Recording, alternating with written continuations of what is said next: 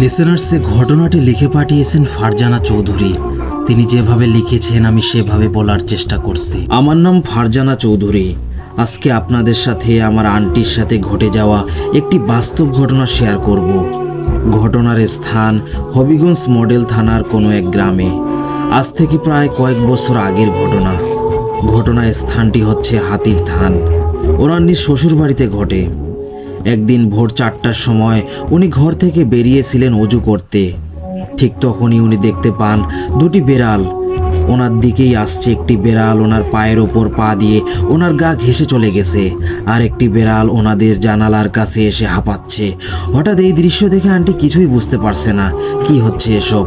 হঠাৎ উনি খেয়াল করলেন ওই বিড়ালটি আস্তে আস্তে নিজের রূপ পরিবর্তন করে একটা কালো ছায়াতে পরিণত হলো, আর চোখের পলকে একটা ভয়ঙ্কর রূপ ধারণ করাতেই আন্টি চিৎকার দিয়ে মাটিতে পড়ে যায়। আন্টির চিৎকার শুনে আন্টির জামাই এবং তার ছেলে ছুটে আসে। এসে দেখেন তারা উনি মাটিতে অজ্ঞান হয়ে পড়ে আছেন। এরকম অবস্থা দেখে আশপাশের ও গ্রামের অনেককে ডেকে আনেন। এই ঘটনার পর থেকে মূলত আন্টির সাথে ঘটনা শুরু হয়। এই ঘটনা ঘটার পর সেই জিনটা আন্টির পিছনে লাগে ও আন্টির শরীরে ভর করে। আন্টির এরকম অবস্থা দেখে একজন কবিরাজ দেখান। কবিরাজ এসে দোয়া কালাম পরে ফু দেয়, কিন্তু তাতেও কোনো কাজ হয় না। উল্টো কবিরাজকে আন্টির ভেতরে থাকা সেই জিনটা বলে, এই কবিরাজ, তুই জানিস আমি কে? তোর সাহস কি করে হয় আমাকে ছাড়াতে আসছিস? কথাটা বলে সেই জিন কবিরাজের গালে 3টা চড় মারে। থাপ্পড়টা খেয়ে কবিরাজ বলে, আমার দ্বারা এটা সম্ভব নয়, আপনারা অন্য কবিরাজ দেখান। এই বলে তিনি চলে যান বাসা থেকে। এদিকে কবিরাজের কথা মতো 3-4 দিন পরে আন্টিকে একটা মাজারে নিয়ে যাওয়া হয়। সেখানে গিয়ে একজন হুজুর দেখান, কিন্তু এতেও কোনো কাজ হয় না। তারপর আন্টিকে বাপের বাড়ি নিয়ে আসা হয়। হবিগঞ্জে এইখানে একজন নামকরা বড় হুজুর আছে। আন্টিকে ওনাকে দেখান। উনি আন্টিকে বসিয়ে চোখে মুখে তেল দিয়ে সূরা পরে ফু দিয়ে বলেন, ওই জিনটা শরীর থেকে চলে গেছে, আপনারা ওনাকে বাড়িতে নিয়ে যেতে পারেন। এদিকে ঠিক সেই মুহূর্তে হুজুরকে অবাক করে দিয়ে আন্টির ভিতরে থাকা সেই জিনটা বলে উঠলেন, হুজুর, তুই কি ভেবেছিস আমি চুপ করে থাকবো বলে তার শরীর থেকে চলে গেছি? না, আমি ছাড়ার জন্য আসিনি, আমি তার মৃত্যুর আগ পর্যন্ত থাকব।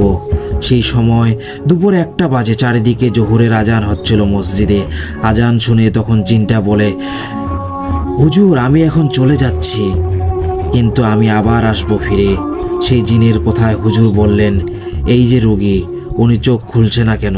হুজুরের কথায় সেই জিনটা হাসে এবং হাসতে লাগে, বলল, আমি যতক্ষণ না চাইবো ততক্ষণ চোখ বন্ধই থাকবে। এদিকে জিনের কথায় হুজুর বলেন, আমিও দেখি কি করে চোখ না খুলে। এই বলে তিনি সূরা ও দোয়া কলম পরে ফু দিতে লাগলেন। ঠিক তখনই সেই জিনটা বলল, এসব বন্ধ কর, আমি চলে যাচ্ছি। সেই জিনের কথায় হুজুর বলেন, ঠিক আছে, তুমি যে সত্যি চলে যাবে আমি সেটা বুঝবো কি করে? হুজুরের কথায় জিনটা বলল, আমি যাওয়ার আগে এই রোগীর ঘাড়ে আঘাত করে যাব, তখনই বুঝবেন আমি চলে গেছি। তো কথা মতো সেই জিনটা যাওয়ার সময় আন্টির ঘাড়ে প্রচণ্ড জোরে আঘাত করলো। আন্টি তখন সাথে সাথে মাটিতে পড়ে যায়, আর মনে হচ্ছিল তার মাথাটা মাটির মধ্যে ঢুকে যাচ্ছিল। এরকমই মনে হচ্ছিল। তারপর ওনাকে ধরে বসানো হয় তুলে। আন্টিকে বসানোর পর ওনার চোখ মেলে তাকাতে দেখে সবাই বুঝতে পারেন জিনটা চলে গেছে শরীর থেকে। জিনটা চলে যাওয়ায় হুজুর আমার মামা এবং আরেক আন্টিকে বললেন, আপনারা এখন ওনাকে বাড়ি নিয়ে যেতে পারেন, কোনো সমস্যা নেই। হুজুরের কথায় আন্টিকে বাসায় নিয়ে আসা হয়। কি ভাবছেন ঘটনা এখানেই শেষ? না, ঘটনার এখনো অনেক কিছু বাকি আছে। আন্টিকে বাসায় নিয়ে আসা হয়। কিছুদিন ভালোই কাটছিল। সবাই মনে মনে ভেবেছিলেন কবিরাজ ওই জিনটিকে তাড়িয়ে দিয়েছেন, আর অস্বাভাবিক কিছু ঘটবে না, কোনো সমস্যাও হবে না। কিন্তু তার কিছুদিন পর এক সন্ধ্যাবেলা আন্টি রাতের খাবার রান্না করছিল। আগেকার দিনে বেশিরভাগই জয়েন্ট ফ্যামিলি ছিল, আমাদেরও তাই। রান্নাঘরটা ছিল বাহিরে। আন্টি যখন ভাত রান্না করার জন্য চাল নিতে আসতেছিল, তখন কোথা থেকে 2টা বিড়াল ছুটে আসছিল। প্রথমবারের মতো এইবারও একটা বিড়াল পায়ের ওপর পা রেখে মিয়াও বলে একটা ডাক দিয়ে গা ঘেঁষে চলে যান। আর আরেকটি বিড়াল আমাদের রান্নাঘরের পাশে একটা পেয়ারা গাছ ছিল, ওই গাছটায় বসে সেইমভাবে হাঁপাচ্ছিল। তারপর আন্টি ঘরে গিয়ে আমার আম্মুর কাছে যান। আমার আম্মু হচ্ছে ভাই বোনের মধ্যে সবার বড়। আম্মুর কাছে যাওয়ার পর আন্টি আমার আম্মুকে বলতেছেন, এই চাল দে।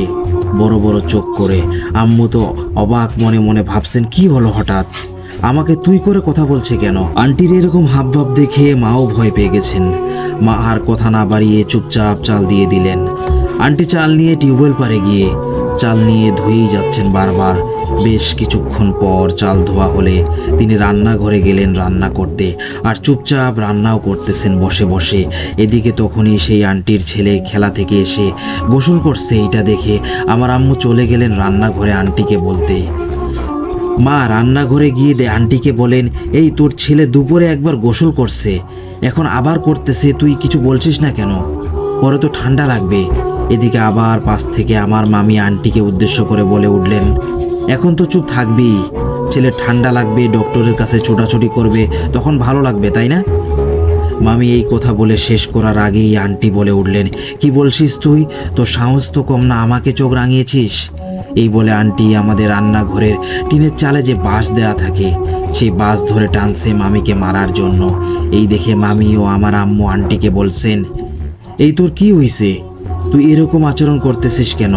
কিন্তু আন্টি কেমন আচরণ করছে, চোখ বড় বড় করে আর বাঁশ ভাঙার চেষ্টা করছে। এই দেখে মামি ও আম্মু তারা দুইজন সেখান থেকে দৌড়ে ঘরে চলে গেলেন আর সবাইকে বলেন। আন্টির এমন আচরণে সবাই ভয় পেয়ে বাড়ির পাশে একজন কবিরাজ ছিলেন, ওনাকে ডেকে আনেন। এদিকে আন্টির এমন অবস্থায় আশেপাশে অনেক মানুষ এসে জড়ো হন বাড়িতে।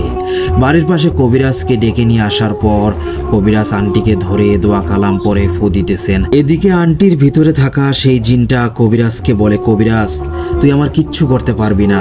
সেই জিনের কথায় কবিরাজ বলে, তুই কোথা থেকে আসছিস বল।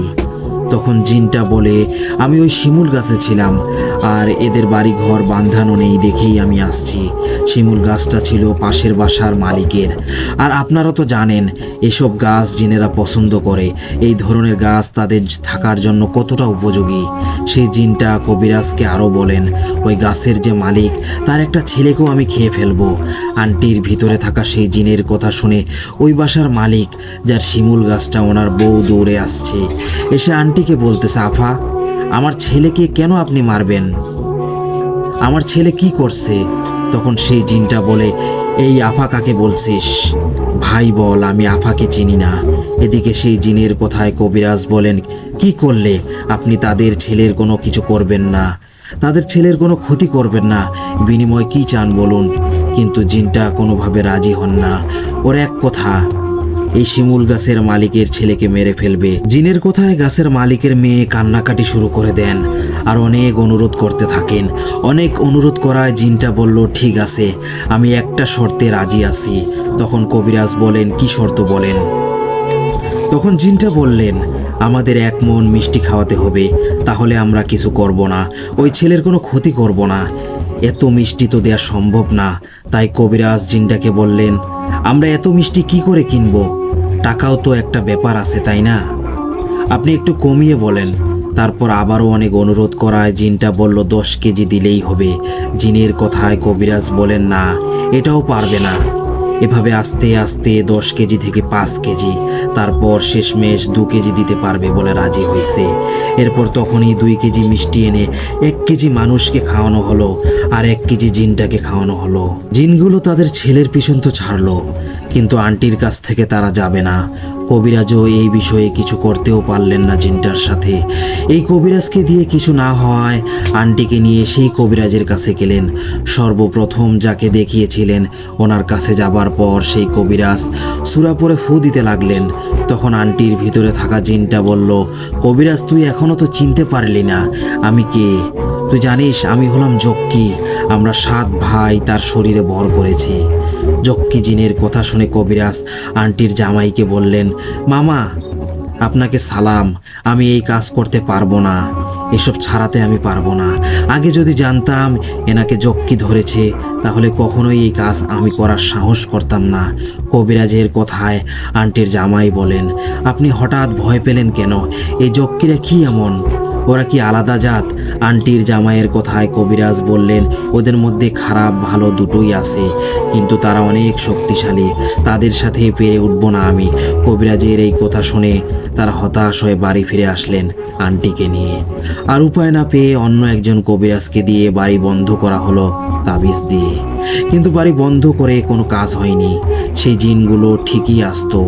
আন্টি সপ্তাহে 1-2 দিন সুস্থ স্বাভাবিক থাকলেও বাকি কদিন অসুস্থ থাকতেন।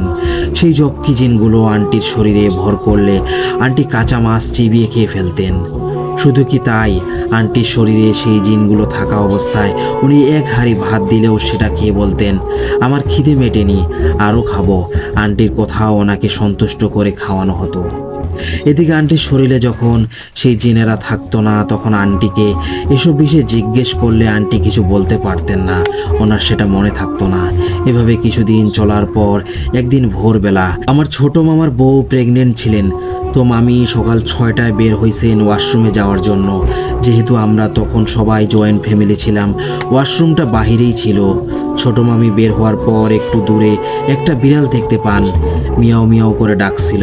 উনি ওয়াশরুম থেকে এসে রুমে গিয়ে শুয়ে পড়বেন, ঠিক সেই মুহূর্তে কেউ তার হাত ধরে টানছেন, সেটা মামি অনুভব করলেন। এমন অনুভব হওয়ায় মামি চোখ খুলতেই দেখেন কুচকুচে কালো করে একটা লোক, অনেক লম্বা, দেখতে প্রায় ঘরের সমান হবে, এত উঁচু লম্বা অবয়বটাই হাত ধরে টানছেন। এইটা দেখে মামি চিৎকার করে উঠলেন। মামির চিৎকারে মামাও সজাগ হয়ে গেলেন। মামা জেগে গিয়ে মামাও সেই জিনটাকে দেখে দুজনেই চিৎকার করতে লাগলেন। এদিকে কিন্তু সেই লম্বা ভয়ঙ্কর অবয়বটা মামির হাত ধরে টানছেন, এদিকে মামা তার মামির আরেক হাত ধরে টানছেন, কিন্তু ছাড়াতে পারছেন না। তাদের চিৎকার শুনে সবাই প্রথমে বাইরে খুঁজতে শুরু করলেন, কিন্তু আওয়াজটা ঘর থেকে আসছে। তাই সবাই তাদের রুমে গিয়ে দেখেন মামা ও মামি একজন আরেকজনের হাত ধরে টানছেন, অন্য কিছু দেখতে পাননি। সবাই দেখছেন মামা আর মামিকে, সবাই সেই লম্বা অবয়বটাকে দেখতে পারছেন না, কিন্তু মামা মামি দুজন ঠিকই দেখতেছেন সেই উঁচু লম্বা অবয়বটাকে। ওইদিকে আমার আন্টি, যাকে জিনে ধরা, তিনি সারা রাতে জিকির পড়ছিলেন, ঘুমাননি। আন্টি ঠিকই চোখ বন্ধ করে দেখছেন এসব। মামা মামির সাথে ঘটছে সেই দুষ্টু অবয়বটা, মানে জিনটা যে ঘরে ঢুকছে, হাতটা ধরে টানছে, এসব দেখে উনি হাসছিল। বিষয়টা ভাবছেন? আমার আন্টি, যাকে এই জক্কি জিনেরা ধরছে, উনি অন্য রুমে, আর এদিকে মামা মামি আরেক রুমে। আমার আন্টি ওই রুম থেকে বুঝতে পারছেন মামা মামিকে ওই জিনটা যে হাত ধরে টানছে। ব্যাপারটা কিন্তু অদ্ভুত বড়ই, তাই না? মামা মামির হাত ধরে যে জিনটা টানছে সে হলো 7 জন জক্কি জিনদের মধ্যে, তাদেরও মধ্যে একজন ছোট্ট জিন, আর এই ছোটটাই সব থেকে দুষ্টু 7 জন জিনের মধ্যে। ছোট মামার এমন টানাটানি দেখে কেউ কিছু বুঝতেছেন না তাদের দুজনের কি হইল। এদিকে আন্টির কিছুটা হোশ আসতেই তিনি মামা মামির রুমে গেলেন। আন্টি মামা মামির রুমে গিয়ে সেই জিনটাকে বলছেন, সরে যা এখান থেকে। কেউ সেই জিনটাকে না দেখলেও আন্টি ঠিকই দেখতে পান। আন্টির কথায় জিনটা বলল, তুই সর এখান থেকে, আমি তাকে নিয়ে যেতে এসেছি, নিয়ে যাবই। তখন আন্টি বলেন, তুই চিনিস না আমি কে, তারপরও তুই আসছিস? এই বলে আন্টি জিনটার হাত থেকে মামির হাতটা ছাড়ালেন। মামির হাত ছাড়াতেই সেই জিনটা রেগে গিয়ে পাশে একটা চেয়ার রাখা ছিল, সেটা দিয়ে একবার বাড়ি মারছিল আন্টির পায়ে, আন্টিকে আঘাত করে। সেই জিনটা বলল, যা, তোর জন্য উনি আজকে বেঁচে গেল। কথাটা বলে সেখান থেকে বাতাসে মিলিয়ে গেল সেই জিনটা। জিনটা চলে যাওয়ার পর সে মামির যে হাতটা ধরে টানছিল সেই হাতে প্রচণ্ড ব্যথা পাইছেন মামি। এদিকে আন্টি নিজেই হাতে নিজে ফু দিচ্ছেন আর বলছেন, আমার পায়েও ফু দিতে হবে। আন্টির এমন কর্মকাণ্ড দেখে সবাই বলতেছে, তোমার পায়ে কি হয়েছে? কারণ সেখানে থাকা সবাই কিন্তু ওই জিনটাকে দেখেনি, আন্টির পায়ে যে আঘাত করছে সেটাও দেখেনি। তাই তারা আন্টিকে জিজ্ঞেস করছে, তোমার পায়ে কি হয়েছে? সবার কথায় আন্টি তখন বলছেন, ওই জিনটা রেগে পায়ে চেয়ার দিয়ে বাড়ি দিছে।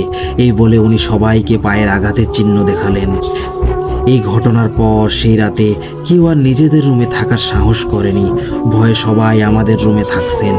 যেই ঘরটা হুজুরকে দিয়ে বন্ধ করা হয়েছিল। এই ঘটনার পর মামা মামি তাদের রুমে থাকার সাহস পান না, সেই জন্য আমাদের রুমেই থাকতেন।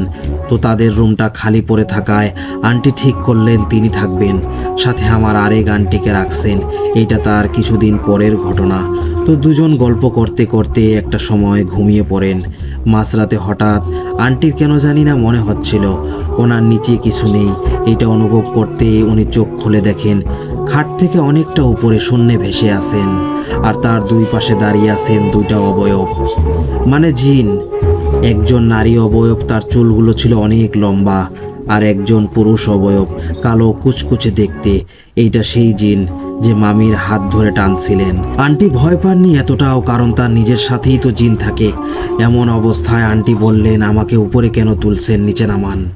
তারা বলছে, নামাবো না, তোর জন্য সেদিন সে বেঁচে গেছে, এখন তুই তাদেরকে সরিয়ে নিজে থাকা শুরু করছিস। ওর কত বড় সাহস আমার আসনে, আমার থাকার জায়গায় এসে ঘুমায়। আমরা এখানে থাকতাম, মেরেই ফেলতাম সেদিন, ভাগ্য ভালো তুই এসে আটকে দিছিস। আন্টি বলেন, ও তাহলে এই ব্যাপার, তোদের আসন ছিল এখানে, তার জন্যই বুঝি এত কর্মকাণ্ড ঘটাইছিস। নিচে নামা বলছি, না হলে কিন্তু খুব খারাপ হবে। কিন্তু তারাও নাসর বান্দা, নামাবে না। আন্টি বলেন, নামাবি না তো ঠিক আছে। এই বলে পা দিয়ে পুরুষ অবয়বটার বুকে এক লাথি মারতেই তারা ফেলে দিয়েছে আন্টিকে উপর থেকে খাটের উপরে। তারপর তারা চলে গেছে। আন্টি নিচে পড়ায় শব্দ হয় বিছানায়। পাশে আরেক আন্টি ঘুম থেকে সজাগ হয়ে যান, আর আন্টিকে বিছানা বসে থাকতে দেখে বলেন, এই সাফিয়া, কি হয়েছে তোর, বসে আছিস কেন, আর কিসের শব্দ শুনলাম?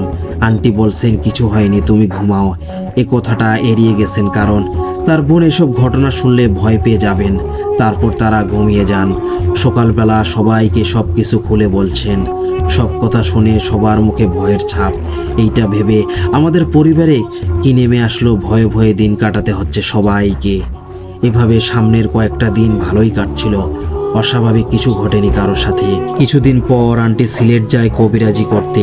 আপনারা হয়তো ভাবছেন, আন্টিকে তো 7 জন জিনে ধরেছে, উনি কবিরাজি শিখলো কিভাবে? আসলে আন্টিকে সে 7 জন জক্কি জিন ধরেছিল, সেই জিনারাই আন্টিকে কবিরাজি শিখিয়েছেন। আন্টি সিলেট যাওয়ার পর উনি তো বেশ কিছুদিন সিলেটেই ছিলেন। এদিকে বাড়িতে এক রাতে আমার ভাই ছোট মামার রুমে ঘুমাইছে। তো সে রাতে উঠে ওয়াশরুমে গেছে। ওয়াশরুম থেকে রুমে আসার সময় ওই পাশ থেকে কে যেন কুচকুচে একটা কালো হাত দেখাইতেছিল। কালো কুচকুচে হাতটা দেখে জনি ভাই বলেন, কে এখানে? কিন্তু ভাইয়ের কথায় কেউ আর সাড়া দিচ্ছে না। একবার হাত ছড়ায়, আবার দেখায়। এসব দেখে ভাইয়া বুঝে গিয়েছে এটা কোনো মানুষ এর কাজ হবে না, আর এত রাতে কে বা এরকম মজা করবে। এই ভেবে ভাইয়া ভয়ে দৌড়ে রুমে চলে গেছেন। রুমে গিয়ে সবাইকে ডেকে তুলে এই ঘটনাটা বলছেন। ভাইয়ার কথায় পরের দিন আন্টিকে কল দিয়ে সব বলায় আন্টি বাসায় চলে আসেন। আন্টি বাসায় আসায় বাড়ির সবাই আন্টিকে সেই কালো হাটটার কথা বলায়। আন্টি বললেন, রাতের বেলা একা বের হয়েছিল বলেই তারা ভয় দেখিয়েছে। রোজার সময় একদিন আন্টিকে জিনে ধরেছিল।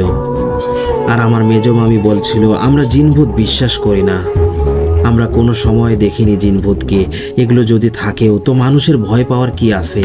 মামির কথায় আন্টি বলেন, তুমি ভয় করো না জিনভূতকে, তাহলে দেখো কি হয়। এই ঘটনার পর তখন তো রোজা চলছিল। মেজো মামি উঠছে, একা গেছেন রান্না করার জন্য রান্নাঘরে। বাড়ির বাকিরা সজাগ ছিল সে সময়, কিন্তু তাদের রান্নাঘর বাহিরে ছিল। মেজো মামি রান্না করছেন, এমন সময় তিনি শুনতে পেলেন কেউ চালের উপর কিছু একটা ছুঁড়ে মারছে। মামি আওয়াজটা পেয়ে মামি সেটা মনের ভুল ভেবে আবারও রান্না করতে লাগলেন। তারপর আবারও শুনতে পেলেন চালের মধ্যে কিসের একটা শব্দ হচ্ছে, কারো হাঁটার শব্দ হচ্ছে, আবার টিনের মাঝে কেউ নখ দিয়ে টোকা দিচ্ছে। রান্নাঘরে পাশের মধ্যে বাঁশ বলতে মাছ বা অন্য কিছু, যেখানে হাঁড়ি পাতিল বা অন্যান্য জিনিস রাখা হয়, সেখানে মাটির সরা আর পাতিল রাখা ছিল। এইগুলো সুন্দর করেই রাখা ছিল। হঠাৎ করে একটা সরা মাটিতে পড়ে ভেঙে গেছে, তারপর মাটির পাতিলটাও পড়ে গেছে। দেখে মনে হচ্ছিল কেউ ইচ্ছে করে এগুলো ভাঙছে। ওগুলো কিন্তু এমনি এমনি পড়ার কথা না। এগুলো হঠাৎ করে পড়ে ভেঙে যাওয়ায় মামির মনে ভয় ঢুকে যায়। তিনি তাড়াতাড়ি করে ঘরে গিয়ে আম্মুকে ডেকে নিয়ে আসেন রান্নাঘরে। মামি আম্মুকে অন্য কিছু বলেননি। আমার আম্মু আরও বেশি ভয় পান এসব শুনে, তাই কিছু না বলে দুজন রান্নাঘরে গিয়ে গল্প করতে করতে রান্নাঘরে চলে আসছেন। তখন আর কিছু হয়নি। এই ঘটনার পর আমার বড় মামা খোয়াই নদীর পাড়ে থাকতেন, মানে ওখানে বাসা আছে ওনার। উনি একটু অসুস্থ ছিল, কিছু খেতে পারতেন না, তাই আম্মু মামাকে বলছিলেন, আজকে তোর পছন্দের মাছ রান্না করছি, আজকে রাতে আমাদের বাসায় এসে খেয়ে যাস। মায়ের কথায় বড় মামা বলছেন, ঠিক আছে আসবো রাতে। যেই কথা সেই কাজ। মামা নদীর পাড় থেকে রাতের 12:30 দিকে রওনা দিলেন বাড়ি আসার উদ্দেশ্যে। সেই সময় রাত 12টা মানে অনেক রাত, গ্রামে এখনো 12টা মানে অনেক রাত। তো মামা আমাদের বাসার কাছাকাছি এসে পড়েছেন। এখানে একটা মুদি দোকান ছিল আর পাশেই একটা কবরস্থান। দোকানটার একটু দূরে রাস্তায় একটা কালভার্ট ছিল, এইটা দিয়ে ড্রেনের ময়লা আর বৃষ্টির পানি নামতো। মামা সেই কালভার্টের কাছে আসতেই দেখেন দুজন সাদা জুব্বা পরা লোক এদিকে এগিয়ে আসছে। ওদের দেখে মামা বলতেছেন, কে এখানে, কে আপনারা? মামার কথায় কেউ কোনো সাড়া শব্দ করলো না। এই দিকে মামা দাঁড়িয়ে দেখছিলেন, ওদিকে সেই জুব্বা পরা লোক দুটো কালভার্টের কাছে এসে একটা লোক কালভার্টের নিচে ঢুকে পড়ছে, আর একজন দাঁড়িয়েছিল। হঠাৎ নিমিষেই বাতাসে মিশে গেলেন চোখের পলকেই। চোখের সামনে এই দৃশ্য দেখে মামা অনেক ভয় পান। এদিকে রাস্তায় কেউ নেই, কাউকে ডেকেও পাবেন না, তাই মনে সাহস নিয়ে আমাদের বাসার দিকে রওনা দিলেন। রাস্তায় আর কিছু ঘটেনি, মামা অবশেষে বাসায় এসে পড়ছেন। বাসায় এসে খাওয়া দাওয়া শেষে আবার ফিরে যাবে, কিন্তু রাস্তায় যা দেখে আসছেন মনে আর সাহস পাচ্ছেন না একা একা বাসায় ফিরে যাওয়ার। পরে মামা সবাইকে সব কিছু খুলে বলেন, যা যা ঘটেছে তার সাথে। এটা শুনে মেজো মামা আর আমার আব্বু বলল, ঠিক আছে আমরা বাসা পর্যন্ত এগিয়ে দিয়ে আসব, তারপর আমরা দুজন কথা বলতে বলতে আবার চলে আসব। কথা মতো 3 জন রওনা দিলেন। আর ওই দিকে বড় মামার বউ, ছেলে মেয়ে ঘুমিয়েছিল। হঠাৎ কেউ দরজায় টোকা দিচ্ছে আর বলছে, কুলসুম, এই কুলসুম বলে দরজা ধাক্কা দিতেছে আর বলছে, আমি রমজান চলে আসছি। মামার কণ্ঠ শুনে বড় মামি দরজা খুলে। মামি দরজা খুলে দেখেন সাদা জুব্বা পরা লম্বা করে একটা লোক। দরজা খুলতেই লোকটা হাঁটতে হাঁটতে রাস্তায় উঠে যাচ্ছেন। এইটা দেখে মামি মনে মনে বলেন, কে লোকটা, এভাবে চলে যাচ্ছেন কেন? এইভাবে মামিও সাহস করে ওনার পেছন পেছন গিয়ে রাস্তায় উঠে পড়লেন। তাদের রাস্তার নিচে একটা বড় কবরস্থান ছিল। মামি দেখেন লোকটা দৌড়ে কবরের দিকে নেমে যাচ্ছে। নিচে নেমেই হাওয়া হয়ে গেল। এইটা দেখে মামি এক দৌড়ে ওনার বাসার কাছে একজন পরিচিত মহিলা ছিল, অন্ধকারে ছুটে গিয়ে ভয়ে ওদেরকে ডাকছিল আর দরজা ধাক্কা দিচ্ছিল। মামি এতটা ভয় পাইছেন উনি ওখানেই অজ্ঞান হয়ে মাটিতে পড়ে যান। ওদিকে ওই পরিচিত মহিলা দরজা খুলে দেখেন মামি এভাবে পড়ে আছেন। তারপর ওনাকে ধরে নিয়ে তাদের রুমে নিয়ে আগুনে তাপ দিয়ে দিয়ে হুঁশে আনছেন। এদিকে জ্ঞান ফেরার পর ওনারা মামিকে, কি হয়েছে তোর? তখন মামি সব কিছু খুলে বলছেন, কি ওনার জামাইয়ের কণ্ঠে এসে তার নাম ধরে ডাকছিল। এসব সব বলছেন উনি। তারপর ওরা বলছেন, রাতে যেই ডাকুক 1 বা 2 বার নাম ধরে ডাকলেও দরজা খুলবে না, কারণ মাঝে মাঝে জিনেরাও মানুষের কণ্ঠে এসে ডাকে। এভাবে তারা 3 বার ডাকে না, 1 বার বা 2 বারই ডাক দেন, তাই 3 বার ডাক দেওয়া না পর্যন্ত খুলবেন না। এটা বলে তারা মামিকে তার ঘরে এনে দিয়ে যান। মামা বাড়িতে আসার পর তারা দুজনের সাথে ঘটে যাওয়া সব কিছু বলছেন একে অপরকে। রাতে দুজনে শুয়ে পড়লেন। তারপর সকালবেলা উঠে দেখেন শরীর পুড়ে যাচ্ছে জ্বরে। শুধু কি তাই, জ্বর আসার পর থেকে খাওয়া দাওয়া সব বন্ধ, প্রস্রাব পায়খানা সব বন্ধ হয়ে গেছে। আমাদের আত্মীয়ের মাঝে একজন কবিরাজ আছেন, তিনি শুনছেন আন্টিকে জিনে ধরছে, পাগলামি করতেছেন, তাই তিনি জিন ছাড়াতে আসছেন আমাদের বাসায়। এদিকে তখন আন্টির ভেতরে থাকা সেই জিনটা বলে, তুই একটা সামান্য কবিরাজ হয়ে আমাদের ছাড়াতে আসছিস, এখন দেখ তোর কি অবস্থা করি। এই বলে সেই জিনগুলো কবিরাজকে ইচ্ছে মতো মারতে থাকে। জিনগুলোর মার খেয়ে উনি বলেন, আমি পারবো না ছাড়াতে। এই বলে সেখান থেকে চলে যান তিনি বাড়িতে চলে যাওয়ার পরও ওই জিনগুলো পিছু ছাড়েনি। সেই জিনগুলো কবিরাজকে রাতে স্বপ্নে অনেক ভয় দেখান। সেই জিনগুলো কবিরাজকে বলেন, তুই কি আর জীবনে কবিরাজি করতে যাবি? জিনগুলোর কথায় কবিরাজ বলেন, না, আমি আর জীবনে কবিরাজি করার নাম নিব না মুখে। আমাকে কিছু করবেন না, মাফ করে দেন আমাকে, আমি বুঝতে পারিনি। কবিরাজের অনুরোধে জিনগুলো বলছেন, ঠিক আছে মাফ করব, তার আগে কানে ধর, নাক পর দে। জিনগুলোর কথায় তিনিও তাই করেছেন। তারপর তারা চলে গেছেন। ওদিকে বড় মামার এই অবস্থা ভয় পাওয়ার পর থেকে শরীরে জ্বর, খাওয়া দাওয়া সব বন্ধ। মামিও আমাদের কিছু বলছেন না কাউকে। এভাবে 8 দিন গেছে। 8 দিন পর আমাদের একজন নানি ছিলেন দূর সম্পর্কে, তিনি মামাকে দেখে গিয়ে আমাদের বাসায় খবর পাঠাইছেন যে রমজানের অবস্থা তো ভালো না, কেউ ডক্টর দেখায়নি কেন। আমরা খবর পেয়ে মামাকে সদর হাসপাতালে ভর্তি করি, এখানে রাখলো না। এরকম অবস্থা দেখে বললেন সিলেট নিয়ে যেতে। তারা সিলেট নিয়ে ভর্তি করেছেন। সেখানে আমার আন্টি দুজনকে রাখছেন, তারা মামাকে দেখাশোনা করছিল। আরেক আন্টি সিঁড়ি থেকে নিচে নামছিল, ওনাকে সেই জিনগুলো উপর থেকে ধাক্কা দিয়ে নিচে ফেলে দিয়েছেন। উনি পরে গিয়ে পা একটা ভেঙে গেছে। সিলেটে আমার নানা বাড়ি ছিল, আন্টিকে তাদের বাসায় নিয়ে গেছেন, ডক্টর দেখিয়ে ঔষধ নিছে। হাসপাতালে মামার কাছে আরেক আন্টিকে রেখে গেছেন দেখাশোনা করার জন্য। আর যাকে জিনে ধরা তিনি বাসায় ছিল, হাসপাতালে যায়নি। একদিন মামার অপারেশন করবে বলেছিল ডক্টর। মামার অবস্থা খারাপ দেখে সবাই আন্টিকে বসাইছেন এইটা জানার জন্য যে মামার কি অবস্থা, বাঁচানো যাবে কি না দেখতে। সবার কথায় আন্টি বলছেন ঠিক আছে, আমি জিনদের আমার শরীরে হাজির করিয়ে তাদের মাধ্যমে খবর নিব।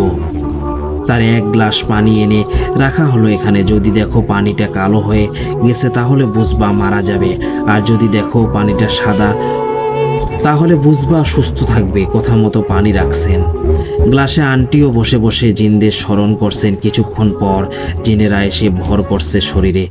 জিনগুলোকে আন্টি ভাই বলে ডাকে, তার মাধ্যমেই সব কিছু বলবে। অপারেশন থিয়েটারে কি কি হচ্ছে আন্টির কথায় তারা বলতেছে ওনার যে অবস্থা হয়েছে।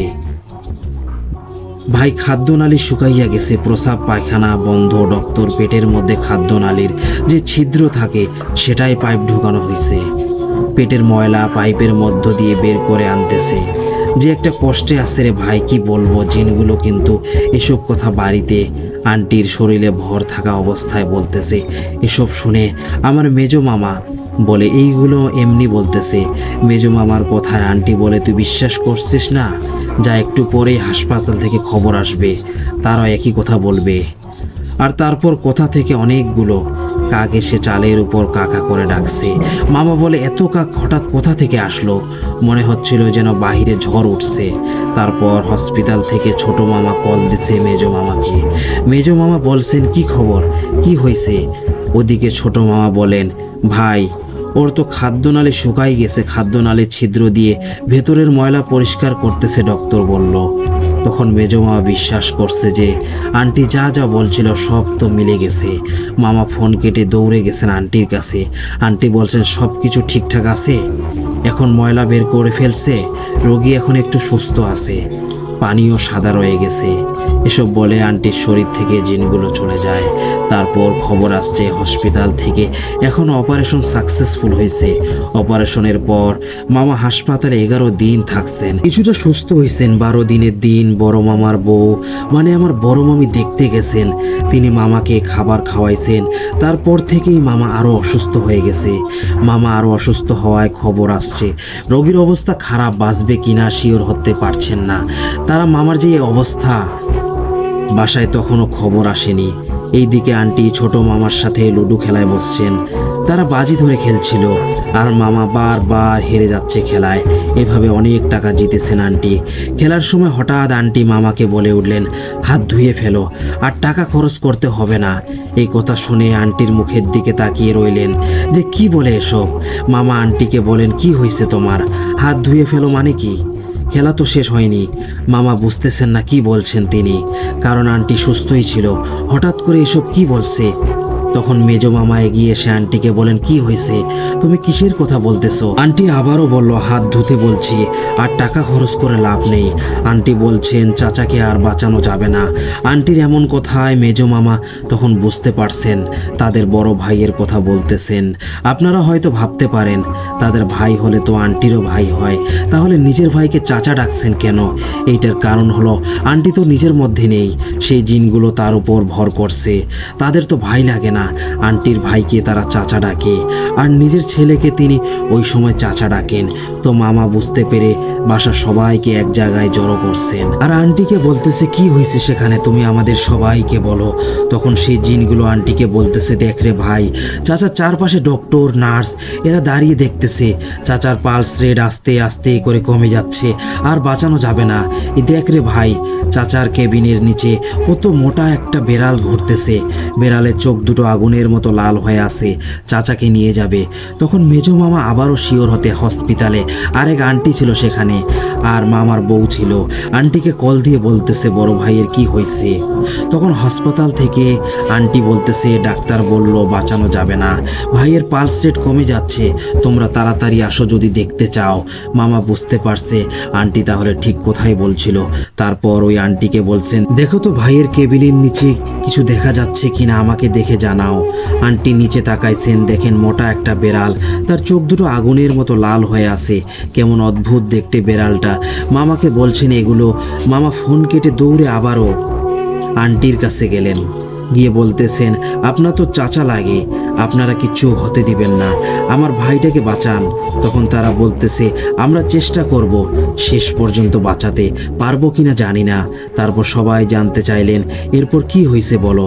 তখন তিনি আবারও বলল, ওই দেখো এখন আরেকটা বেড়াল আসছে, এটাকে চিতাবাঘের মতো লাগছে মুখটা। তারা বলতেছে, সবাই তোমার চাচা সামনে কাউকে আসতে দিও না, আমরা আসি, তাদের আসতে দিব না। তারপর আবার দেখেন অনেক বড় একটা হাতি আসছে। জিনেরা ছাড়া সেটা আর কেউ দেখতে পায়নি। জিনেরা বলতেছে, দেখ রে ভাই, এত বড় হাতি সারা বাংলাদেশেও খুঁজে পাওয়া যাবে না, এখন আমরা এটার সাথে কি করে পেরে উঠব। তখন সবাই বলতেছে, তুমি হাতিরের সামনে দাঁড়াও। তখন আন্টির ভেতরে থাকা জিনগুলো বলছেন আন্টিকে, আমরা তোমার পিঠের উপর উঠে দাঁড়াই, তুমি উপর হয়ে শুয়ে থাকো। কথা মতো তাই করলেন। তারা উঠে দাঁড়ালেন সে হাতিটার সামনে। তখন হাতিরা এগিয়ে এসে বলছেন, তোরা সরে যা এখান থেকে। তারা বলছেন, না আমরা সরব না, আপনারা হয়তো এই জায়গায় কিছু বুঝছেন না, আমি বুঝিয়ে দিচ্ছি। এই যে আন্টি, ওনার শরীরে 7 জন জিন থাকে, এরা আলাদা। আর বড় মামাকে ভয় দেখিয়ে অসুস্থ করে হাসপাতালে পাঠিয়েছে, ওরা অন্য জিন। এখন হাতি রূপে যার কথা বলা হচ্ছে সেটা অন্য জিন, আর আন্টির ভিতরে থাকা এরা অন্য জিন। 2 জিনের মাঝে কথা হচ্ছে এখন। তো হাতিরা মানে ওটা একটা জিন হাতির রূপে আসছে। আর কি, সেই যে হাতিটা বলছে, জিনগুলোকে না সরালে তার সাথে তোদেরকেও মেরে ফেলবো। সবাই জিনগুলোকে অনুরোধ করতেছে, তোমরা হাল ছেড়ে দিও না, যতটুকু পারো করো। তারাও সরেনি হাতিটার সামনে থেকে।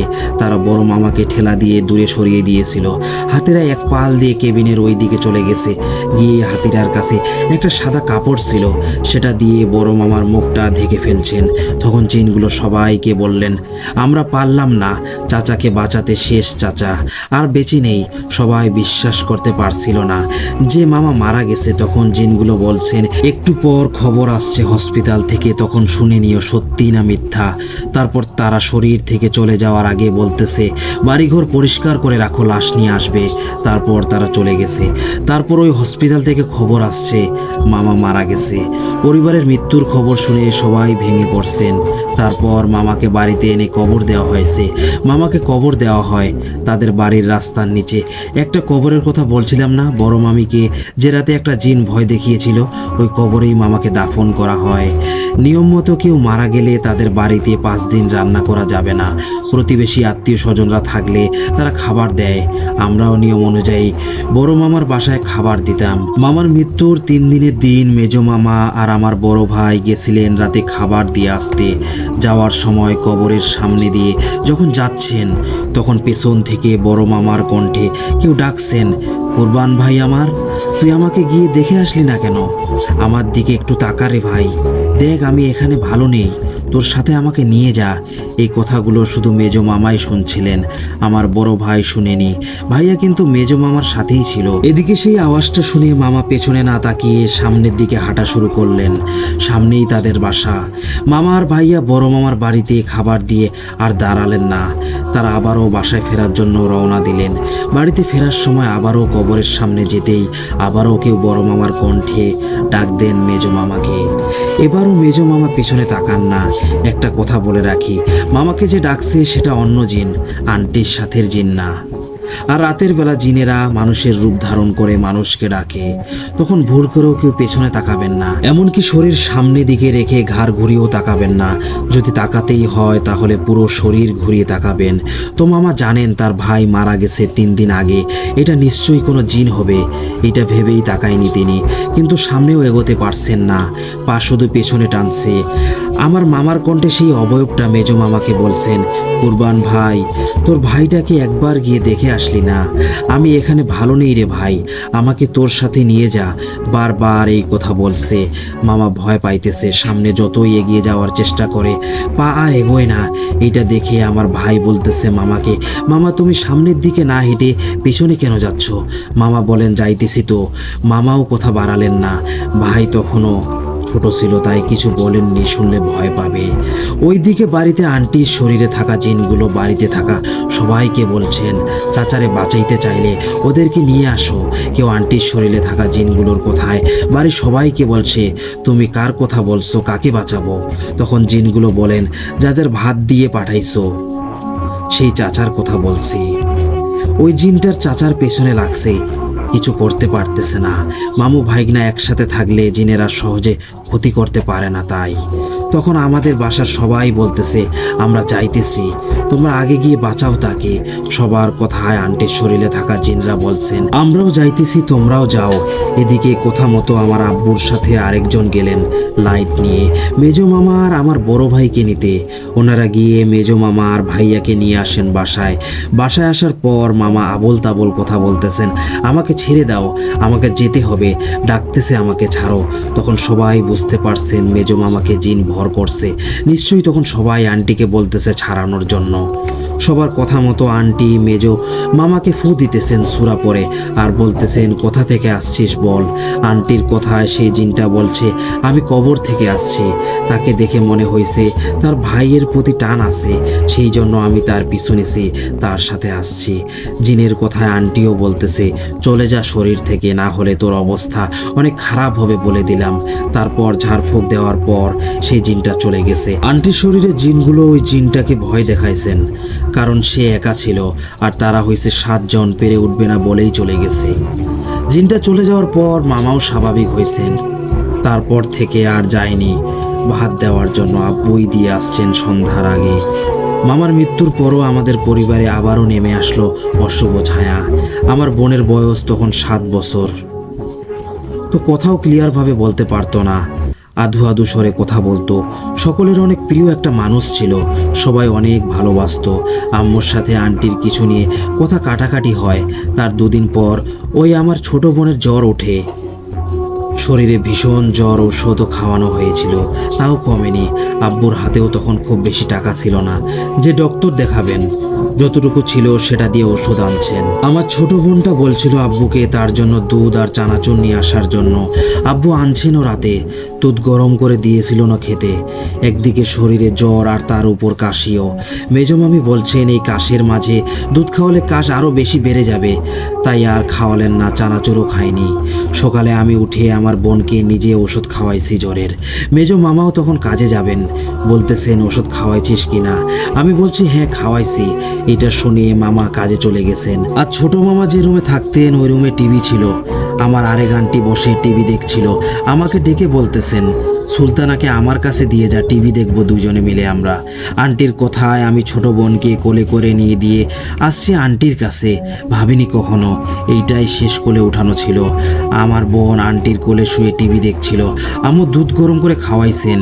এদিকে আমার ছোট ভাই, তাকে আম্মু মারতেছেন, স্কুলে যেতে চায় না বলে।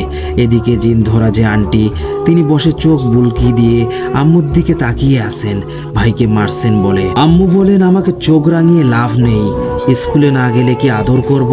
আম্মু জোর করে বসিয়ে ভাইকে স্কুল ড্রেস পরিয়ে তেল মাখাইছেন, চুল আশ্রে দিতেছেন। আন্টি বলতেছেন সময় থাকতে মেয়েটাকে ডক্টর দেখাও না কেন? আম্মু বলেন হাতে এখন টাকা নাই, কিভাবে দেখাবো? আন্টি বলতেছেন আমারে বললা না কেন? টাকা নাই যখন, আমার ব্যাগে 90,000 টাকা আছে, বললে তো দিতাম আমি। এই টাকাগুলো ছিল আন্টির কবিরাজির টাকা। এমন সময় যে আন্টির কোলে রেখে আসছিলাম আমার বোনকে, ওই আন্টি চিৎকার দিয়ে উঠছেন।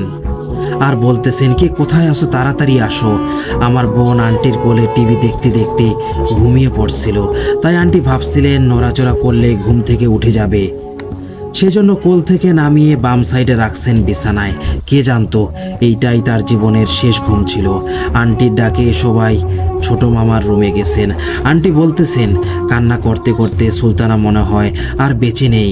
আম্মু বলেন, একটু আগেও তো ভালো ছিল, আমি দুধ গরম করে খাওয়াইছি। কি বলতেছিস আবল তাবল? আন্টি বলতেছেন, ঘুমিয়েছিল।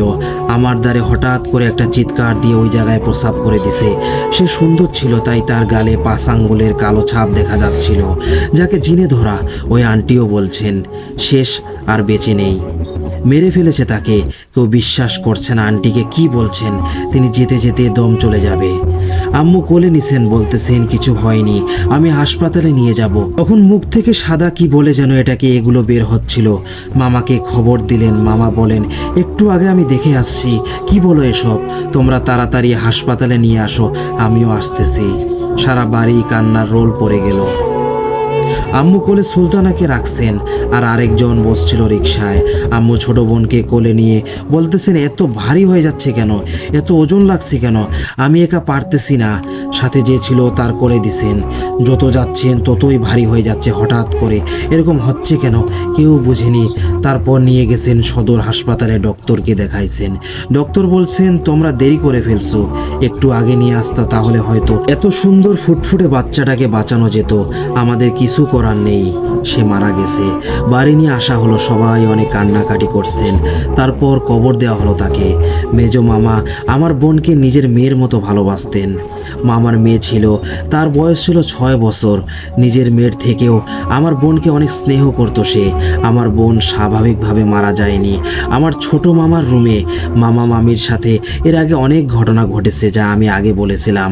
তাদের রুমে একটা পেতনিও থাকতো, আমরা জানতাম। আন্টির সাথে থাকা জিন ছাড়া হয়তো আর কোনো জিন ছিল না। আন্টি বলছেন, ওই পেতনিটাই মারছে আমার বোনকে। একটা পেতনি ছিল ওই সাইডে, সে ঘুমের মধ্যে আমার বোনের গালে একটা থাপ্পড় মারছে, 5 আঙ্গুলের দাগ বসে গেছে। ছোট মানুষ, সে আঘাত সহ্য করতে না পেরে সাথে সাথে চিৎকার দিয়ে জায়গায় প্রসাব করে দিয়েছে। তার কয়দিন পরে মেজো মামা আসরের নামাজ পড়ে আমার বোনের কবরের সামনে গিয়ে আমার বোনের কবরের উপরে শুয়ে চিৎকার করে কান্না করতেছেন। এই সময় মামার শ্বশুর আসছিলেন। রাস্তার পাশে কবর ছিল। মামাকে কবরে শুয়ে কান্না করতে দেখে তুলে অনেক কষ্টে মামাকে সামলিয়ে বাড়ি নিয়ে গেছেন। আমার বোন আর বড় মামার দুজনেরই মৃত্যুটা খুবই কষ্টদায়ক ছিল। আপনারা সবাই তাদের জন্য দোয়া করবেন প্লিজ। বোনের মৃত্যুর কিছুদিন পর আম্মু সহ কারোরই মন মেজাজ ভালো ছিল না। জিনে ধরা আন্টির সাথে আবারও আম্মুর কথা কাটাকাটি হয় কিছু নিয়ে। এই দিন দিনের বেলা আন্টি তার আরেক বোনের বাড়ি যান। সে রাতের বেলা আম্মু বের হন ওয়াশরুমে যাওয়ার জন্য। ওয়াশরুম থেকে আসার সময় বাইরে দেখতে পান কালো একটা ছায়া দাঁড়িয়ে আছে। ছায়াটা দেখে আম্মু চিৎকার দিয়ে উঠছেন, সাথে সাথে মেজো মামিও চিৎকার দিয়ে উঠছেন। আম্মু ঘরে আসছেন, পরে আবল তাবল কথা বলতেছেন। এইটা দেখে মামিও ভয় পাইছেন, তাই মামিও চিৎকার দিয়ে উঠছেন। তাদের চিৎকার শুনে সবাই ছুটে আসছে, এসে বলতেছে, কি হয়েছে তোমাদের? মামি বললেন, দেখো বড় আপা কী সব বলতেছেন, খালি বলতেছেন আমাকে ছেড়ে দে, আমি বাইরে যাব, আসবো আর যাব, ছাড় আমাকে। এই দিন আন্টিও বাড়িতে নেই। সবাই আন্টিকে বলতেছেন, তুমি বাসায় আসো, বড় আপার কি হয়েছে আমরা জানি না, উল্টাপাল্টা কথা বলতেছেন। আন্টি বলতেছেন, আমি যাব না, কারণ তাদের দুজনের মধ্যে ঝগড়া হয়েছিল। পরে সবাই রাজি করাইছেন, আন্টি আসছেন বাসায়। আন্টি বাড়িতে আসার পর তার সাথে থাকা জিনদের স্মরণ করছেন। আম্মুকে কারা ভয় দেখাইছেন এটা জানার জন্য। আন্টির কথায় সেই জিনগুলো খোঁজ নিয়ে জানতে পারেন ওই পেতনির সাথে যে জিনটা থাকে সেই ভয় দেখাইছে, আম্মুর শরীরে ভর করছে, তাই এরকম পাগলামি করছিল আম্মু। এই ভেবে আন্টি আম্মুকে ঝাড়ফুঁক দিলেন। আন্টির ঝাড়ফুঁকে ওই জিনটা শরীর থেকে চলে যায়। এই ঘটনার পর আরেক দিন রোজার সময় ছিল। আম্মু টিউবওয়েল থেকে পানি আনতে দরজা খুলে বের হতে যাবে। দরজা খুললে একটা ঠান্ডা শীতল হাওয়া আসছে বাহির থেকে। হাওয়াটা ঝড় উঠলে যেরকম হয় সেরকম। এই অবস্থা দেখে আম্মু কিছুতেই দরজা লাগাতে পারছিলেন না, তাই আম্মু সবাইকে ডাক দিছেন। আম্মুর ডাকে মামারা, আন্টি, আব্বু সবাই আসছেন। ওরা লাগানোর চেষ্টা করছেন, কেউই লাগাতে পারছিলেন না। হাজার হোক, যত ঝড়ই হোক না কেন, একজন মানুষের কাছে দরজা লাগানোটা কোনো অসম্ভব ছিল না। সেখানে 3 জন পুরুষ মানুষ জোরাজোরি করে লাগাতেও পারছিলেন না। কিছুক্ষণ পর হঠাৎ হাওয়া থেমে যায়। জিনিসটা খুব অদ্ভুত। বাইরে হাওয়া হয়েছিল অনেক, অথচ একটা গাছের পাতাও নড়েনি। ঝড় হলো, হঠাৎ থেমেও গেল। এদিকে আম্মু আর সাহস করে বের হয়নি বাইরে, তাই আব্বু গিয়ে পানি আনছেন। তারপর সব কিছু স্বাভাবিক ছিল, কিছু হয়নি। আর বোন 13 কি 14 বছর হবে, তখন তারা রামপুর থাকতেন। বাসা থেকে একটু দূরে একটা পুকুর ছিল। বেশিরভাগ মানুষই সেখানে গোসল করতেন, কাপড় ধুইতেন। আমার নানা আন্টিকে বলছিলেন একটা পাঞ্জাবি ধুয়ে দিতে। আন্টি প্রথমে না করছেন, তারপর জোরাজোরি করাতে তিনি নিয়ে গেছেন পুকুরে পাঞ্জাবি নিয়ে। পুকুরে তখন কেউ ছিল না। বেলা তখন 12টা বাজে। দিনটি ছিল বৃহস্পতিবার, পরের দিন শুক্রবার ছিল, তাই নানা নামাজে যাবেন বলে ধুয়ে দিতে বলেছিল। আন্টি কাপড়ে সাবান লাগাইছে, 3-4 বার কেচে পানিতে পুরো পাঞ্জাবিটা ছেড়ে দিয়েছেন। শুধু একটা পাঞ্জাবির হাতে ধরে ধুয়ে তুলতে যাবেন, ঠিক সেই মুহূর্তে কেউ একজন পানির নিচ থেকে বলতেছে, এটা আমার অনেক পছন্দ হয়েছে, আমাকে দিয়ে দে। আন্টি কথা শুনে চারপাশে তাকাইতেছেন, কাউকে দেখতে পেলেন না, তাই মনের ভুল ভেবে আবারও ধুইতেছেন। তখন আবারও কেউ বলে উঠলেন, এটা আমাকে দিয়ে দে, এইটা অনেক পাতলা আছে। আন্টি বলতেছেন, কে তুমি, কোথা থেকে কথা বলতেছো? তখন পানির নিচ থেকে সে বলে উঠল, আমি জক্কি। আন্টি বলেন, জক্কি কে? আর আমার বাবার এত পছন্দের একটা পাঞ্জাবি তোকে দিতে যাব কেন? আন্টি আবার বললেন, তুই কে, আমার সামনে এসে কথা বল। সেই জিনটা বললেন, আমি লোডার মধ্যে থাকি। এরপর একটা পিতলের মতো দেখতে একটা গোল বাটি পানির উপর ভেসে উঠল। এইটা দেখেও আন্টি ভয় পায়নি, উল্টো এইটার সাথে কথা বলতেছেন। আন্টিকে বলতেছেন, এটা আমাকে দিবি না? তিনি বলেন, না দিব না। এরপর আন্টি জোরে একটা টান দিছেন পাঞ্জাবি হাতে ধরে। বাড়ি নিয়ে যাবেন এমন সময় সেই জিনটা বলল, ভালোই ভালোই বলছিলাম, দিলি না, যা, দেখিস আমি কিভাবে নিব, কেউ টেরি পাবি না। তারপর আন্টি বলছেন, আচ্ছা দেখবো কি করে নিস, আমি গেলাম এখন। এই কথা বলে বাড়ি চলে আসছেন। তিনি এসে কাপড়টা রশিতে শুকাইতে দিছেন। বিকালবেলা যখন কাপড়টা আনতে যাবেন, তখন গিয়ে দেখেন রশিতে কাপড়টা নাই। পাঞ্জাবিটা না পেয়ে আন্টি ঘরে চলে যান। ভাবছেন হয়তো কেউ নিয়ে গেছেন। সারাদিন ভালোই ছিল। রাতে খাওয়া দাওয়া করে ঘুমিয়ে পড়লেন। মাঝরাতে হঠাৎ হাতের ব্যথায় চিৎকার করছেন। আন্টির চিৎকারে নানা গিয়ে বলতেছেন, সাফিয়া, এই সাফিয়া, কি হয়েছে, তুই এরকম করতেছিস কেন? আন্টি বলছেন, আমার হাতে অনেক ব্যথা করতেছে। আমার হাত তো ভালোই ছিল, হঠাৎ করে এত ব্যথা করছে কেন? ওদিকে পাশের বাসায় একটা লোক ছিল, তিনি চিৎকার শুনে আমাদের বাসায় আসছেন। এসে বলছেন, কি হয়েছে তোমাদের? ওনার কথায় নানা বলতেছেন, দেখো না, আমার মেয়েটা হঠাৎ ঘুমের মধ্যে চিৎকার দিয়ে উঠতেছে আর বলতেছে হাতে অনেক ব্যথা করতেছে। উনি আন্টিকে দেখিয়ে বাইরে নিয়ে গিয়ে বলতেছেন, তোমার মেয়ের লক্ষণ তো ভালো না। নানা বলেন, কি বলো তুমি? আমার মেয়ের লক্ষণ ভালো না, কি হয়েছে খুলে বলো। নানার কথায় ওই লোকটা বলল, এখন না, সকালে বলবো। কথাটা বলে উনি চলে গেলেন। উনি চলে যাওয়ার পর নানাও শুয়ে পড়লেন। সকালে সবাই ওই লোককে বলছেন, কি বলবে বলো? তিনি বলছেন, রাতেই বলতাম, বলিনি। আপনার মেয়ের কাছে কি কেউ কিছু চাইছিল? সেটা কি দেয়নি আপনার মেয়ে? নানা বলতেছেন, কে কি চাইবে? আমি তো এই বিষয়ে কিছুই জানি না। আমার মেয়ে আমাকে কিছু বলেনি। নানার কথায় তিনি বলছেন, আমি জানি না কি চাইছিল, সেটা আপনার মেয়ে দেয়নি বলে তার পিছনে লাগছে। আপনার মেয়েকে জক্কি ধরছে। আপনি তাকে বললেন কেউ কিছু চাইছিল কি না? নানা বলতেছেন, আচ্ছা ঠিক আছে, আমি বাসায় যাই, গিয়ে বলে দেখি কি বলে। কথা মতো বাসায় এসে আন্টিকে বলতেছে, সাফিয়া, তোর কাছে কি কেউ কিছু চাইছিল? আন্টি বলতেছেন, কে কি চাইবে, আমার তো মনে নেই। নানা বলতেছেন, আমি আমাদের পাশের বাসায় যে থাকি তাকে বলছিলাম তোর কথা। তিনি বলছেন, তোকে নাকি জক্কি ধরছে।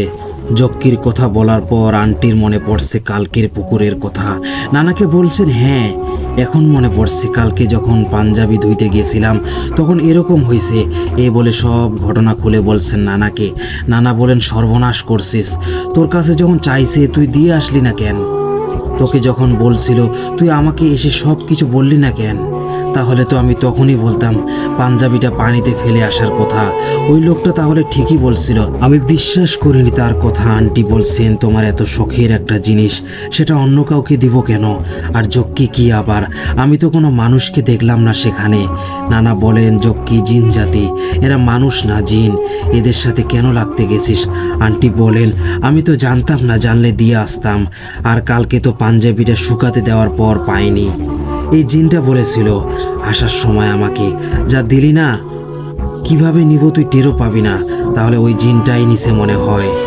আর আমি যে হাত দিয়ে পাঞ্জাবিটা টেনে তুলছিলাম এই হাতটায় রাতে অনেক ব্যথা করছিল, এখন বুঝতে পারছি। নানা বলছেন যা হওয়ার হয়েই গেছে, তোকে একটা হুজুরের কাছে নিয়ে যাব, দেখি কি হয়। কথা মতো বিকেলবেলা তিনি গেছেন হুজুরের কাছে। হুজুর আন্টিকে একটা রুমে নিয়ে গেছেন। আন্টির সামনে হুজুর সেই জিনটাকে হাজির করালেন। তারপর জিনকে বলছেন কেন আসছিস? জিনটা সব বললেন। আমি একটা জিনিস চাইলাম, আমার অনেক পছন্দ হয়েছিল, সেটা দেয়নি আমাকে, তাই তার পেছনে লাগছি। হুজুর বলছেন সে না বুঝে এই কাজটা করে ফেলেছে। তখন জিনটা বলল আমি তখন বারবার বলছিলাম শোনেনি, আমি ঠিকই নিয়ে গেছি, সেটা কেউ বুঝতেও পারেনি। হুজুর বলছেন এখন তো যেটা চাইছো সেটা পেয়ে গেছো, তার কাছ থেকে একবারে চলে যাও। জিনটা বলে আমি একবার যাকে ধরি তাকে ছেড়ে যাই না কখনো, তবে এখন চলে যাচ্ছি ঠিকই, আবার আসবো ফিরে কোনো একদিন। এই বলে সেই জিনটা চলে যান। জিনটা চলে যাওয়ার পর হুজুর আন্টিকে তাবিজ দেন আর ঝাড়ফুঁক করেন। আর নানাকে বলছেন আশা করি আর কিছু হবে না, আপনারা বাসায় চলে যান। তারপর থেকে কয়েক বছর কিছু হয়নি, কিন্তু সেই জিনগুলো আন্টির বিয়ের পর আবারও ফিরে আসেন বিড়ালের রূপ ধারণ করে। বিয়ের পরের ঘটনা তো আপনারা সবাই জানেন। এভাবে কম বেশি সবার সাথেই জিন রিলেটেড ঘটনা ঘটছে। একদিন আমাদের প্রতিবেশী একজনের মেয়ের পেটে কোনো একভাবে যোগ ঢুকেছে। পেটে যোগ ঢোকায় প্রচুর ব্লাড বের হয়েছে। মেয়েটা অনেক ছোট ছিল তখন। তিনি তার মেয়েকে নিয়ে ডক্টরের কাছে গেছেন। ডক্টর কিছু করতে পারল না। বাড়িতে নিয়ে আসছেন। মেয়ের চিৎকার শুনে আশেপাশের মানুষ সবাই জড়ো হয়েছে। আর আন্টির শরীরে তখন জিন উপস্থিত ছিল। তিনি ঘর থেকে বসে বসে বলতেছেন ডক্টর দেখিয়ে লাভ হয়নি, আরও 500 টাকাও দিয়ে আসছে। আন্টির কথা শুনে সবাই বলতেছে কার কথা বলছো? তিনি বলেন তোমাদের পাশের বাসার একজনের মেয়ের পেটে যোগ ঢুকছে। আমাদের বাসার একজন গেছেন দেখতে, সত্যি কিনা মিথ্যা গিয়ে দেখেন অনেক মানুষ জড়ো হয়েছে। মেয়ের পেটে সত্যি সত্যি ওই যোগ ঢুকেছে। ওই মেয়ের দাদিকে আন্টির কথা বলছেন সব কিছু ঠিকই তো দেখি সব বলছেন। আগে জানলে তো তার কাছেই নিয়ে যেতাম, তার দাদি বলল। তারা সবাই আমাদের বাসায় নিয়ে আসলেন সেই মেয়েটিকে। আন্টিকে বলছেন আমার মেয়ের পেটের ভেতর থেকে যোগটা বের করে দাও।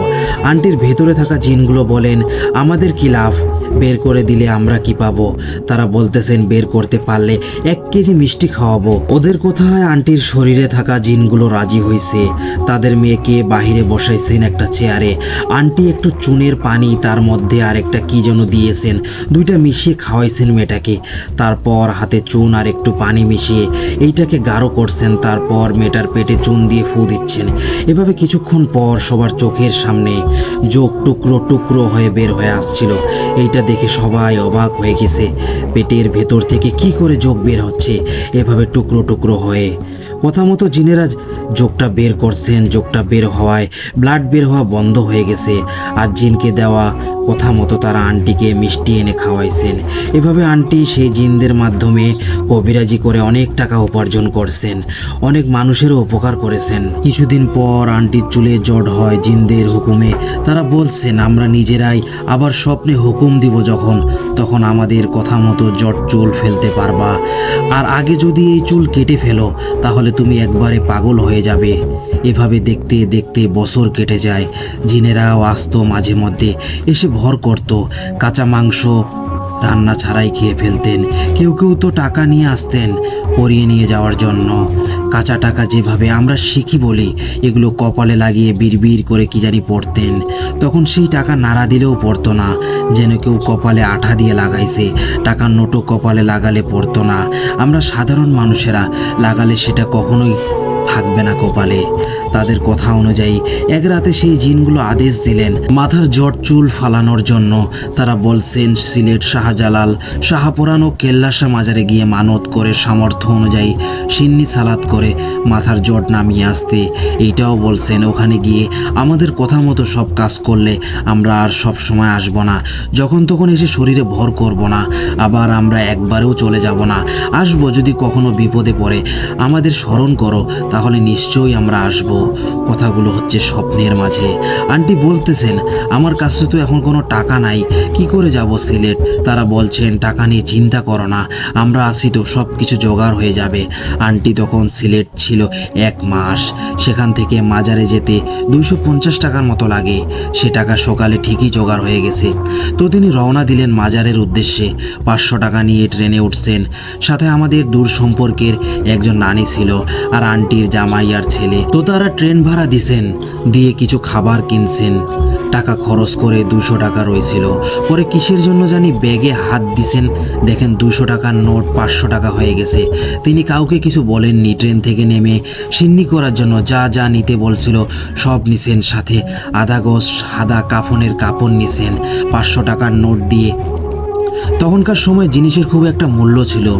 এসব কেনার পরে ব্যাগে রাখছেন কিছু টাকা। কিছুক্ষণ পর আবার ব্যাগ চেক করছেন, দেখেন আবারও 500 টাকা হয়ে গেছে।